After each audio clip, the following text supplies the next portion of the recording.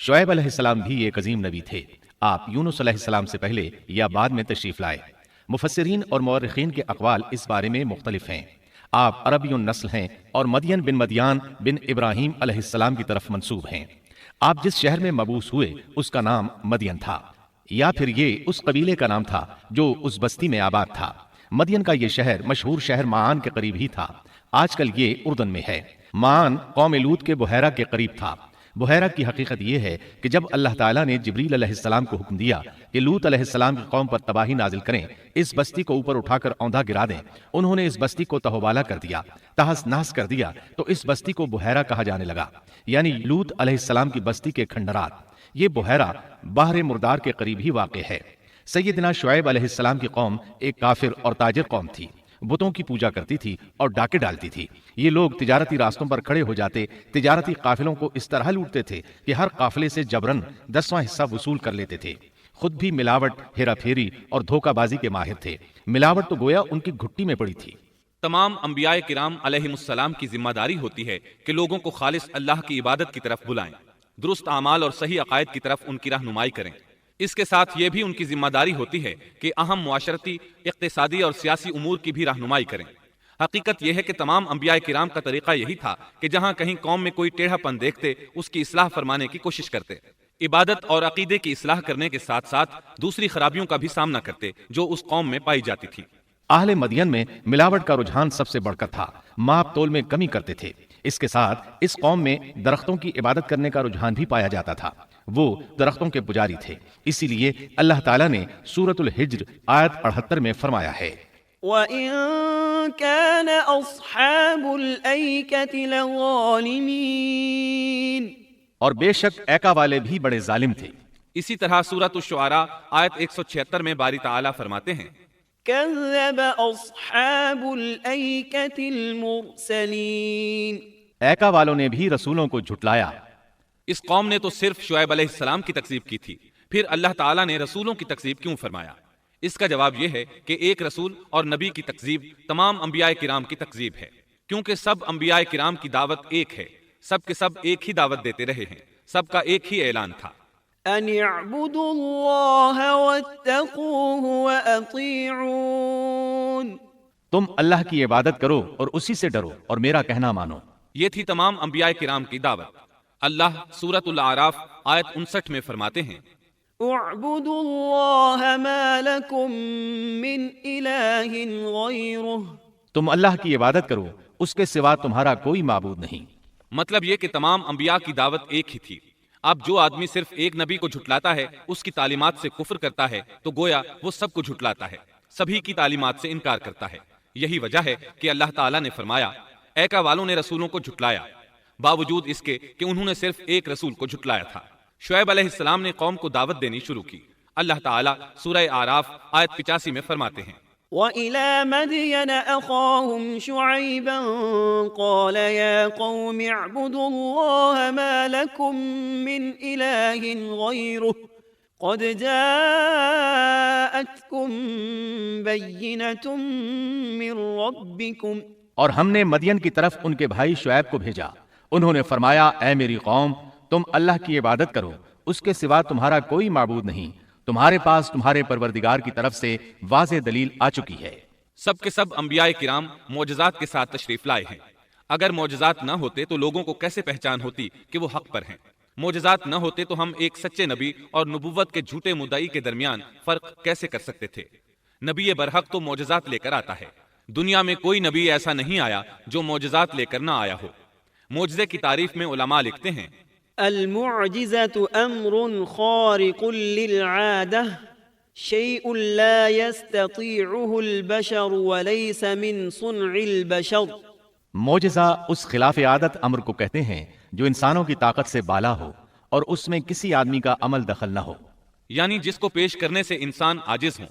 عاجز کرنے والی وہی چیز ہوتی ہے جو زمینی قوانین اور ضوابط کے خلاف ہو، مثلا مردوں کا زندہ کرنا، پہاڑوں کو چیر کر اونٹنی کا نکل آنا، لاٹھی کا سانپ بن جانا، چاند کا 2 ٹکڑے ہونا اور دیگر معجزات۔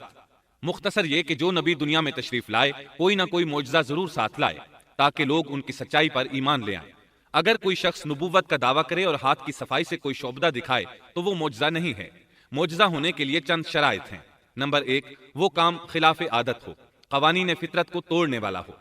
نمبر 2، اس کام کو اللہ کسی نبی یا رسول کے ہاتھوں پر ظاہر کرے۔ نمبر 3، عورتوں سے ظاہر نہ ہو، اس لیے کہ انبیاء سب کے سب مرد تھے۔ اللہ تعالیٰ سورہ یوسف آیت 109 میں فرماتے ہیں، وما أرسلنا من قبلك إلا رجالا۔ آپ سے پہلے ہم نے جتنے رسول بھیجے سب مرد ہی تھے۔ نمبر 4، اس معجزے سے وہ دوسروں کو چیلنج بھی کرے کہ مخالفین میں سے کوئی ایسا کر کے دکھائے، چاہے سب مل کر دکھائیں، مطلب یہ کہ وہ معجزہ سب کے لیے چیلنج ہو۔ شعیب علیہ السلام نے بھی اپنے معجزے کے ذریعے اپنی قوم کو چیلنج کیا۔ اللہ تعالیٰ ان کی زبان سے سورہ آراف آیت 85 میں فرماتے ہیں، قد جاءتكم بينة من ربكم۔ تمہارے پاس تمہارے رب کی طرف سے واضح دلیل آ چکی ہے۔ شعیب علیہ السلام ایسے واضح اور روشن امور ان کے سامنے پیش کرتے ہیں کہ جن پر عمل پیرا ہو کر وہ دنیا و آخرت میں فلاح پا سکتے تھے۔ سورۃ الاعراف آیت 85 میں ہے، فأوفوا الكيل والميزان ولا تبخسوا الناس أشياءهم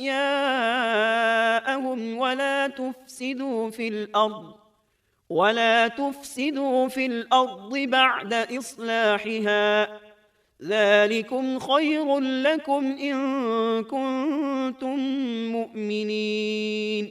بس تم ناپ تول پورا کیا کرو اور لوگوں کو ان کی چیزیں کم کر کے مت دو، اور روئے زمین میں اس کے بعد کہ اس کی درستی کر دی گئی فساد مت پھیلاؤ، یہ تمہارے لیے فائدہ مند ہے اگر تم تصدیق کرو۔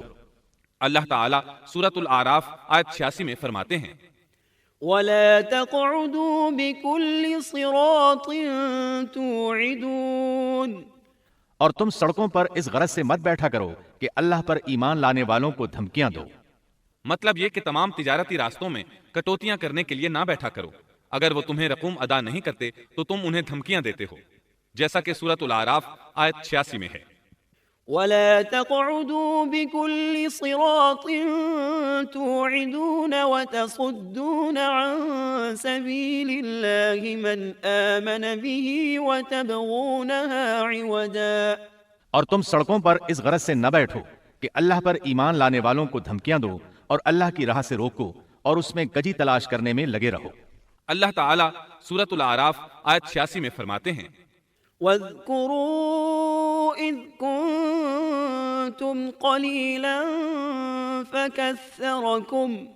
اور اس حالت کو یاد کرو جبکہ تم کم تھے پھر اللہ نے تمہیں زیادہ کر دیا۔ ان کی تعداد بالکل تھوڑی سی تھی، اللہ نے بڑی تیزی سے ان کی تعداد میں اضافہ کر دیا، لیکن جب انہوں نے شعیب علیہ السلام کی بات کو نہ مانا تو ان کا انجام کیا ہوا؟ اللہ تعالیٰ سورۃ الاعراف آیت 86 میں فرماتے ہیں، وانظروا كيف كان عاقبة المفسدين۔ اور دیکھو کیسا انجام ہوا فساد کرنے والوں کا۔ لوط علیہ السلام کی قوم چونکہ ان کے قریب ہی تھی اس لیے ان کے انجام سے ڈرایا جا رہا ہے۔ قوم لوط کا واقعہ ان کے ہاں مشہور تھا۔ شعیب علیہ السلام کی دعوت کا تذکرہ سورہ ہود آیت 88 میں ہے کہ شعیب علیہ السلام نے اپنی قوم کو مخاطب کر کے فرمایا، ان اريد الا الاصلاح ما استطعت۔ میرا ارادہ تو اپنی طاقت بھر اصلاح کرنے ہی کا ہے۔ دائی حضرات پر صرف اپنی بساط کے مطابق پیغام پہنچا دینا ہوتا ہے۔ لوگوں کو ایمان لانے پر مجبور کرنا انبیاء اور دائی حضرات کے مشن میں شامل نہیں ہے۔ اللہ تعالیٰ سورۃ الغاشیہ آیت 22 میں فرماتے ہیں، لست علیہم بمسیطر۔ آپ ان پر محاسب نہیں ہیں۔ مطلب یہ کہ آپ انہیں ایمان لانے اور راہ راست پر چلانے کے لیے مجبور نہیں کر سکتے۔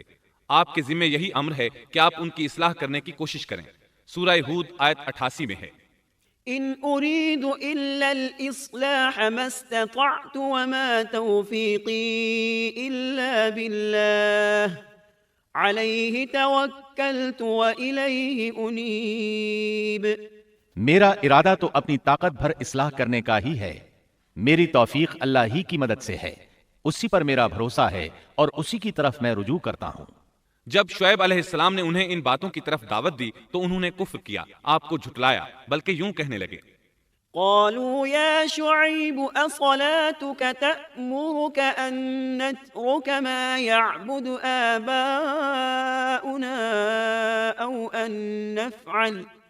أو أن نفعل في أموالنا ما نشاء.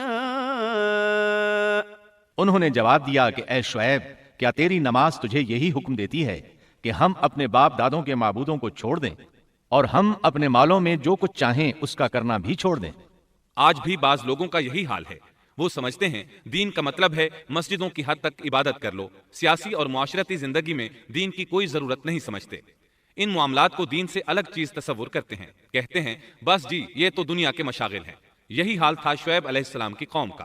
سورہ ہود آیت 87 کے آخر میں ہے إنك لأنت الحليم الرشيد. تو تو بڑا ہی باوقار اور نیک چلن آدمی ہے۔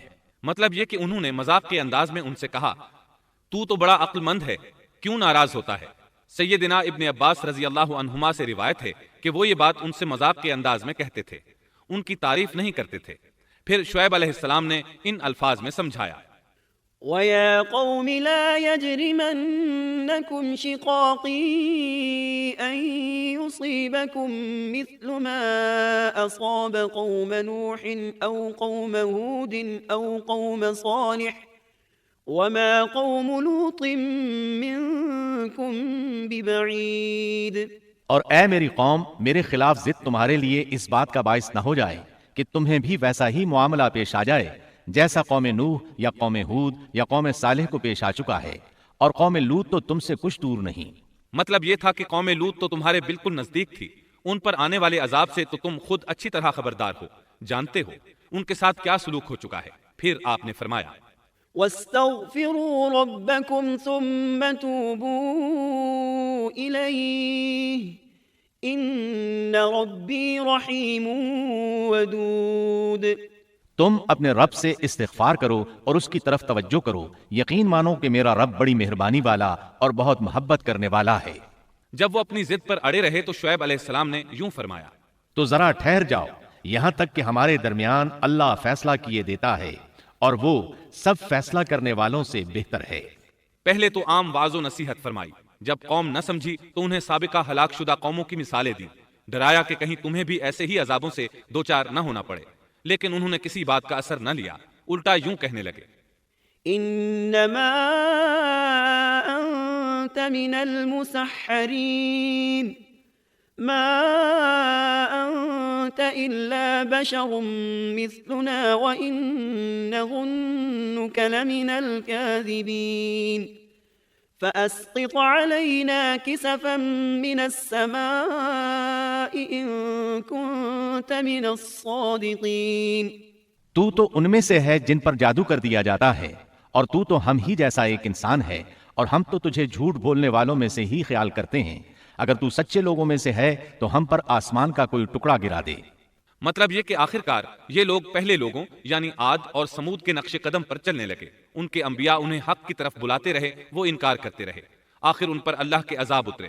ایسے ہی یہ لوگ بھی شعیب علیہ السلام کو دھمکیاں دینے لگے، ان کے مقابلے پر اتر آئے۔ سورۃ الاعراف آیت 88 میں ہے کہ شعیب علیہ السلام کی قوم کے کافر سرداروں نے ان سے کہا قال الملأ الذين استكبروا من قومه لنخرجنك يا شعيب والذين آمنوا معك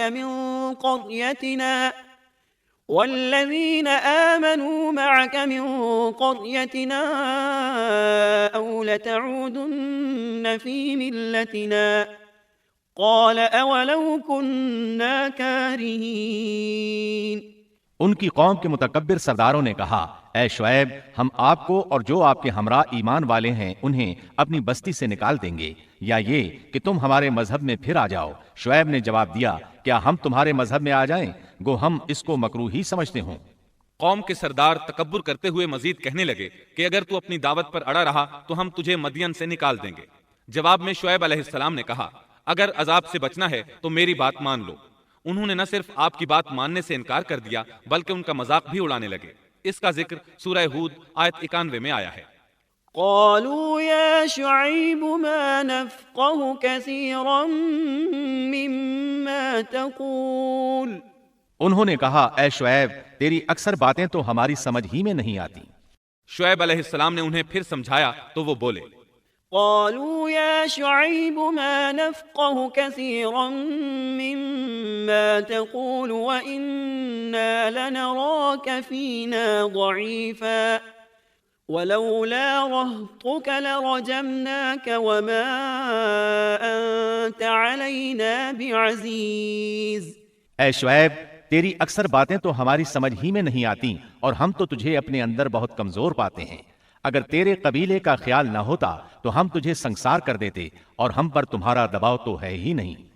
اس پر آپ نے فرمایا يا قوم أرهطي أعز عليكم من الله. اے میری قوم کے لوگوں، کیا تمہارے نزدیک میرے قبیلے کے لوگ اللہ سے بھی زیادہ عزت والے ہیں؟ مطلب یہ کہ تم میری قوم قبیلے سے تو ڈرتے ہو لیکن اللہ تعالیٰ کا تمہیں کچھ بھی ڈر نہیں.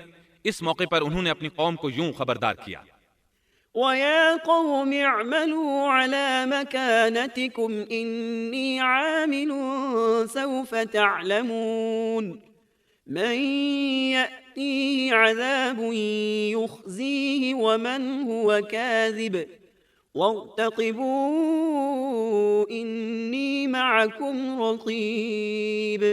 اے میری قوم، اب تم اپنی جگہ عمل کیے جاؤ، میں بھی عمل کر رہا ہوں. بہت جلد تمہیں معلوم ہو جائے گا کہ کس کے پاس وہ عذاب آتا ہے جو اسے رسوا کر دے اور کون ہے جو جھوٹا ہے. تم بھی انتظار کرو، میں بھی تمہارے ساتھ انتظار کرتا ہوں. پھر آپ نے دعا فرمائی اے اللہ میرے اور میری قوم کے درمیان فیصلہ کر دے. ادھر قوم کے لوگ انہیں بستی سے نکالنے اور سنسار کرنے کی دھمکیاں دینے لگے.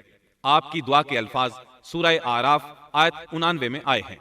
ربنا افتح بيننا وبين قومنا بالحق وأنت خير الفاتحين. اے ہمارے پروردگار، ہمارے اور ہماری قوم کے درمیان حق کے موافق فیصلہ کر دے اور تو سب سے اچھا فیصلہ کرنے والا ہے. آخرکار فیصلے کی گھڑی آ پہنچی. اللہ تعالیٰ نے سیدنا شعیب علیہ السلام اور ان پر ایمان لانے والوں کو نجات عطا فرمائی اور ان کی قوم پر عجیب و غریب عذاب نازل ہونا شروع ہوا. اور عذاب صرف ایک ہی قسم کا نہیں تھا، کئی نوعیتوں اور شکلوں میں آیا. اللہ سبحانہ و تعالی ہمیں اپنی قدرت کی نشانیاں دکھاتے ہیں کہ قوم عاد کس طرح تند و تیز ہواؤں سے تباہ کی گئی، جبکہ شعیب علیہ السلام کی قوم کو اس کے بالکل برعکس عذاب دیا گیا. اللہ تعالیٰ نے ہوا کو روک لیا. حالت ایسی ہو گئی کہ ہوا بالکل نہ چلی، گرمی اور حرارت تیز ہو گئی. پھر اللہ تعالیٰ نے بستی سے باہر ایک بادل بھیجا، اس کے نیچے سایہ تھا. بچے، بوڑھے، جوان اور عورتیں سبھی اس سائے میں جگہ پانے کے لیے بھاگے تاکہ گرمی سے بچ سکیں. آخر بادل کے نیچے پہنچ کر بیٹھ گئے. جو ہی سب وہاں پہنچ کر بیٹھے، ان کے نیچے کی زمین ہلنے لگی، ہچکولے کھانے لگی، یہاں تک کہ زلزلہ شروع ہو گیا. سب گھٹنوں کے بل گرتے چلے گئے. اسی وقت جبریل علیہ السلام تشریف لائے اور ایسی زوردار چیخ ماری کہ اس چیخ کی شدت کی تاب نہ لاتے ہوئے سب کے سب وہیں ڈھیر ہو گئے. اللہ تعالیٰ سورۃ الشعراء آیت 189 میں فرماتے ہیں فَأَخَذَهُمْ عَذَابُ يَوْمِ الظُّلَّةِ. پس انہیں سائبان والے دن کے عذاب نے پکڑ لیا. جب انہوں نے سائے اور ہوا کو گم پایا تو بادل کو دیکھتے ہی اس کے سائے کی طرف لپکے، لیکن اس میں تو عذاب تھا اور انہوں نے یہی تو کہا تھا فَأَسْقِطْ عَلَيْنَا كِسَفًا مِّنَ السَّمَاءِ إِن كُنتَ مِنَ الصَّادِقِينَ. اگر تم سچے لوگوں میں سے ہو تو ہم پر آسمان کا کوئی ٹکڑا گرا دو. بس اللہ تعالیٰ نے آسمان سے ایسا ہی عذاب بھیج دیا. اللہ سورہ اعراف آیت 91 میں فرماتے ہیں فَأَخَذَتْهُمُ الرَّجْفَةُ فَأَصْبَحُوا فِي دَارِهِمْ جَاثِمِينَ. پس انہیں زلزلے نے آ پکڑا، سو وہ اوندھے کے اوندھے پڑے رہ گئے. اللہ تعالیٰ مزید فرماتے ہیں سورہ ہود آیت 94 تا 95 میں ہے وَلَمَّا جَاءَ أَمْرُنَا نَجَّيْنَا شُعَيْبًا وَالَّذِينَ آمَنُوا مَعَهُ بِرَحْمَةٍ مِّنَّا وَأَخَذَتِ الَّذِينَ ظَلَمُوا الصَّيْحَةُ فَأَصْبَحُوا فِي دِيَارِهِمْ جَاثِمِينَ كَأَن لَّمْ يَغْنَوْا فِيهَا أَلَا بُعْدًا لِمَدْيَنَ كَمَا بَعِدَتْ ثَمُودُ. جب ہمارا عذاب آ پہنچا، ہم نے شعیب کو اور ان کے ساتھ تمام مسلمانوں کو اپنی خاص رحمت سے نجات بخشی اور ظالموں کو سخت چنگھاڑ نے آ پکڑا جس سے وہ اپنے گھروں میں اوندھے پڑے رہ گئے، گویا کہ وہ ان گھروں میں کبھی بسے ہی نہ تھے. آگاہ رہو، مدین والوں کے لیے بھی ویسی ہی پھٹکار ہے جیسی پھٹکار سمود پر پڑی۔ شعیب علیہ السلام اور ان پر ایمان لانے والے ان لوگوں سے دور کھڑے تھے، وہ ان کی طرف حسرت بھری نگاہوں سے دیکھ رہے تھے۔ سورہ آراف آیت 93 میں ارشاد ربانی ہے، فتولى عنهم وقال يا قوم لقد أبلغتكم رسالات ربي ونصحت لكم فكيف آسى على قوم كافرين۔ اس وقت شعیب ان سے منہ موڑ کر چلے اور فرمانے لگے، اے میری قوم، میں نے تمہیں اپنے پروردگار کے احکام پہنچا دیے اور میں نے تمہاری خیرخواہی کی، پھر میں ان کافر لوگوں پر کیوں رنج کروں؟ اس کے بعد وہ دوبارہ مدین کی طرف لوٹ آئے، کیونکہ مدین شہر تو باقی رہ گیا تھا، صرف اہل مدین ہی تباہ ہوئے تھے۔ بعد میں لوگ آہستہ آہستہ مدین میں آ کر آباد ہونے لگے، مدین شہر پھر سے آباد ہو گیا، اس کی رونقیں لوٹ آئیں۔ اب مدین کے اکثر باشندے مسلمان تھے، وہ مسلمان جو شعیب علیہ السلام کے ساتھ تھے، وہ اور دوسرے علاقوں سے آنے والے کفار اب اس شہر کے باشندے تھے، اور یہی وہ مدین شہر تھا جس میں سیدنا موسیٰ علیہ السلام تشریف لائے تھے۔ شعیب علیہ السلام کا قصہ اپنے اختتام کو پہنچا، اب ہم آپ کو اصحاب القریہ کا قصہ سنائیں گے۔ اصحاب القریہ کا قصہ اللہ تعالیٰ نے سورہ یاسین میں بیان فرمایا ہے۔ اللہ تعالیٰ اس سورہ کی آیت 13 میں فرماتے ہیں، واضرب لهم مثلا أصحاب القرية إذ جاءها المرسلون۔ اور آپ ان کے سامنے ایک مثال یعنی ایک بستی والوں کا قصہ بیان کیجئے جبکہ اس بستی میں کئی رسول آئے۔ اکثر مفسرین کے قول کے مطابق یہ بستی انطاکیہ ہے، یہ ملک شام کے شمال میں ترکی کے قریب واقع ہے۔ اس بستی میں اللہ تعالیٰ کے رسول تشریف لائے، جیسا کہ سورہ یاسین آیت 14 میں ہے، إذ أرسلنا إليهم اثنين۔ جب ہم نے ان کے پاس 2 رسولوں کو بھیجا۔ ایک ہی وقت میں 2 نبی دونوں دعوت پیش کرتے ہیں، لیکن ہوا کیا؟ اللہ فرماتے ہیں، فكذبوهما فعززنا بثالث فقالوا إنا إليكم مرسلون۔ سو ان لوگوں نے اول دونوں کو جھٹلایا، پھر ہم نے تیسرے سے تائید کی، سو ان تینوں نے کہا کہ ہم تمہارے پاس بھیجے گئے ہیں۔ مطلب یہ کہ 3 نبی بیک وقت انہیں اللہ کا پیغام سناتے رہے۔ ایک قول کے مطابق ان تینوں کے نام صادق، صدوق اور شلوم تھے، واللہ عالم۔ انہوں نے اپنی قوم کو توحید کی دعوت دینی شروع کی، انہیں ڈرانا شروع کیا اور یہ اعلان بھی کیا، وما علينا إلا البلاغ المبين۔ ہمارے ذمے تو صرف واضح طور پر پہنچا دینا ہے۔ تمہیں ہدایت سے سرفراز کرنا ہماری ذمہ داری نہیں، ہدایت صرف اللہ تبارک و تعالیٰ کے اختیار میں ہے۔ ان میں سے کچھ بدبخت لوگ سابقہ بدبخت قوموں کی طرح کہنے لگے، قالوا ما أنتم إلا بشر مثلنا وما أنزل الرحمن من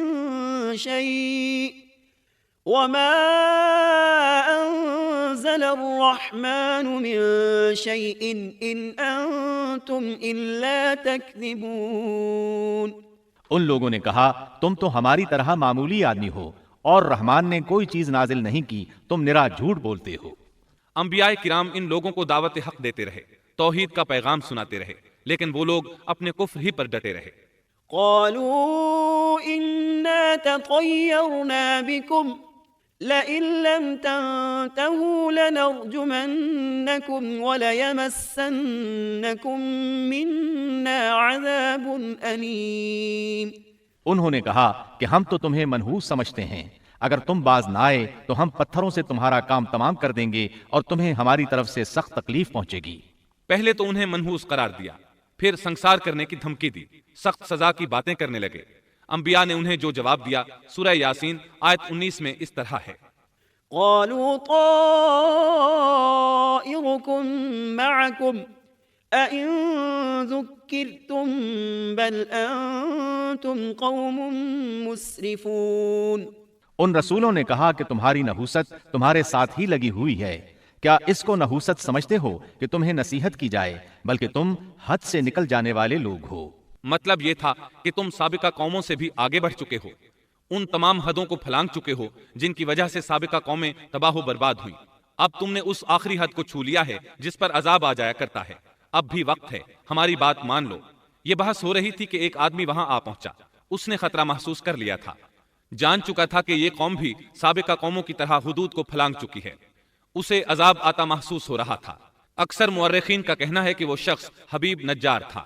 سورہ یاسین آیت 20 میں ہے، وجاء من أقصى المدينة رجل يسعى اور ایک شخص اس شہر کے آخری حصے سے دوڑتا ہوا آیا۔ وہ شہر کے دور کنارے پر کاروبار کرتا تھا۔ اس نے محسوس کیا کہ عذاب بالکل قریب پہنچ چکا ہے۔ وہ وہاں سے دوڑتا ہوا ان لوگوں تک پہنچا۔ سورہ یاسین آیت 20 اور 21 میں اللہ تعالیٰ فرماتے ہیں، وجاء من أقصى المدينة رجل يسعى قال يا قوم اتبعوا المرسلين اتبعوا من لا يسألكم أجرا وهم مهتدون۔ اور ایک شخص اس شہر کے آخری حصے سے دوڑتا ہوا آیا اور کہنے لگا، اے میری قوم، ان رسولوں کی راہ پر چلو، ایسے لوگوں کی راہ پر جو تم سے کوئی معاوضہ نہیں مانگتے اور وہ راہ راست پر ہیں۔ مطلب یہ کہ رسول تو تمہیں نیکی اور بھلائی کا حکم دیتے ہیں، کسی برائی کا حکم تو نہیں دیتے۔ ان کا اخلاق بھی عظیم ہے، یہ تم سے کسی اجرت کا سوال بھی نہیں کرتے۔ اس کے بعد اس نے جو کہا آیت 22 اور 23 میں مذکور ہے، وما لي لا أعبد الذي فطرني وإليه ترجعون أأتخذ من دونه آلهة إن يردني الرحمن بضر لا تغن عني شفاعتهم شيئا ولا ينقذون۔ اور مجھے کیا ہو گیا ہے کہ میں اس کی عبادت نہ کروں جس نے مجھے پیدا کیا اور تم سب اسی کی طرف لوٹائے جاؤ گے؟ کیا میں اسے چھوڑ کر ایسوں کو معبود بناؤں کہ اگر رحمان مجھے کوئی نقصان پہنچانا چاہے تو ان کی سفارش مجھے کچھ بھی نفع نہ پہنچا سکے اور نہ وہ مجھے بچا سکیں؟ یہ جھوٹے معبود تو مجھے بچانے یا چھڑوانے کی ذرا بھی طاقت نہیں رکھتے۔ اگر اللہ تعالیٰ مجھے کسی طرح کی تکلیف پہنچانا چاہیں تو یہ میرے کچھ بھی کام نہیں آ سکتے۔ سورہ یاسین آیت 24 اور 25 میں آتا ہے، إني إذا لفي ضلال مبين إني آمنت بربكم فاسمعون۔ پھر تو میں یقیناً کھلی گمراہی میں ہوں، میری سنو، میں تو سچے دل سے تم سب کے رب پر ایمان لا چکا۔ یہ باتیں سن کر قوم کے لوگ غصے میں آ گئے اور کہنے لگے، اچھا کیا تو بھی ان کے ساتھ ہے؟ غصے میں اس پر پل پڑے اور نیچے زمین پر پٹخ دیا۔ لوگ اسے مارنے پیٹنے، اس کے اوپر چڑھ کر کودنے لگے۔ ابن عباس رضی اللہ عنہما بیان کرتے ہیں کہ اس کے پیٹ پر چڑھ کر کودنے لگے، یہاں تک کہ اس کی آنتیں باہر نکل آئیں۔ بالآخر انہوں نے اسے شہید کر دیا۔ سورہ یاسین آیت 26 میں ہے، قیل ادخل الجنہ، ارشاد ہوا جا جنت میں داخل ہو جا، یعنی اس سے فوراً ہی یہ کہہ دیا گیا کہ جنت میں داخل ہو جا، کیونکہ وہ شہید ہوا تھا۔ یہاں اللہ تعالیٰ نے بات کو بہت مختصر بیان کیا، پوری تفصیل بیان نہیں کی کہ انہوں نے اسے پکڑا، مارا، پھر شہید کیا، اور اس کے بعد اس کے لیے حکم ہوا کہ جنت میں داخل ہو جا، اور یہ بالکل واضح بات ہے۔ وہ فوراً جنت میں داخل ہو گیا، اور جو ہی وہ جنت میں داخل ہوا کہنے لگا، قال يا ليت قومي يعلمون بما غفر لي ربي وجعلني من المكرمين۔ کہنے لگا کاش میری قوم کو بھی علم ہو جاتا کہ میرے پروردگار نے مجھے بخش دیا اور مجھے عزت داروں میں شامل کر دیا۔ بس شہید ہوتے ہی سب گناہ ختم ہو گئے۔ اللہ کے راستے میں شہادت سے بڑھ کر کوئی شہادت ہو بھی تو نہیں سکتی۔ اللہ تعالیٰ کی بارگاہ میں دعا ہے وہ ہم سب کو بھی اپنی راہ میں شہادت نصیب فرمائے، اس لیے کہ شہید کو اللہ کی طرف سے وہ اعزاز اور اکرام ملتا ہے جو کسی اور کو نصیب نہیں ہوتا۔ اب اس قوم کی سنیے جس نے اسے شہید کیا تھا۔ اللہ تعالیٰ سورہ یاسین آیت 28 اور 29 میں فرماتے ہیں، وما أنزلنا على قومه من بعده من جند من السماء وما كنا منزلين إن كانت إلا صيحة واحدة فإذا هم خامدون۔ اس کے بعد ہم نے اس کی قوم پر آسمان سے کوئی لشکر نہیں اتارا اور نہ اس طرح ہم اتارا کرتے ہیں، وہ تو صرف ایک زور کی چیخ تھی کہ یکا یک وہ سب بجھ بجھا گئے۔ اس موقع پر جبریل علیہ السلام اکیلے ہی آئے تھے اور انہوں نے ایک چیخ ماری تھی اور بس وہ سب کے سب اسی دم بجھ گئے، مر گئے۔ اللہ تعالیٰ آیت 30 میں فرماتے ہیں، يا حسرة على العباد ما يأتيهم من رسول إلا كانوا به يستهزئون۔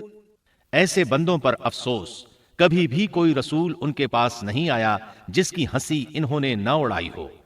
یہ جبریل امین علیہ السلام کون ہیں، کیا ہیں؟ اللہ کی مخلوق میں سے ایک مخلوق ہیں۔ ان کی صرف ایک چیخ سے وہ سب وہیں ڈھیر ہو گئے، ایسے بن گئے جیسے آگ کے انگارے بجھے ہوئے ہوتے ہیں۔ سبحان اللہ، پاک ہے وہ ذات جو زبردست قوتوں والی ہے اور جس نے جبریل علیہ السلام کو پیدا فرمایا ہے۔ اور جب جبریل مخلوق ہے اور مخلوق کی یہ طاقت ہے تو اس خالق و مالک کی طاقت کا اندازہ بھلا کون لگا سکتا ہے؟ اس کی طاقت کی کیا کوئی حد ہو سکتی ہے؟ یہ قصہ تھا اصحاب القریہ کا جنہوں نے پیغمبروں کو جھٹلایا، اور یہ تھے چند ایک واقعات ان نبیوں اور قوموں کے اور ان کی بستیوں کے جو سیدنا ابراہیم علیہ السلام اور سیدنا شعیب علیہ السلام کے درمیانی زمانے میں ہوئے، جن کے واقعات اللہ تعالیٰ نے ہمارے لیے قرآن کریم میں بیان فرمائے۔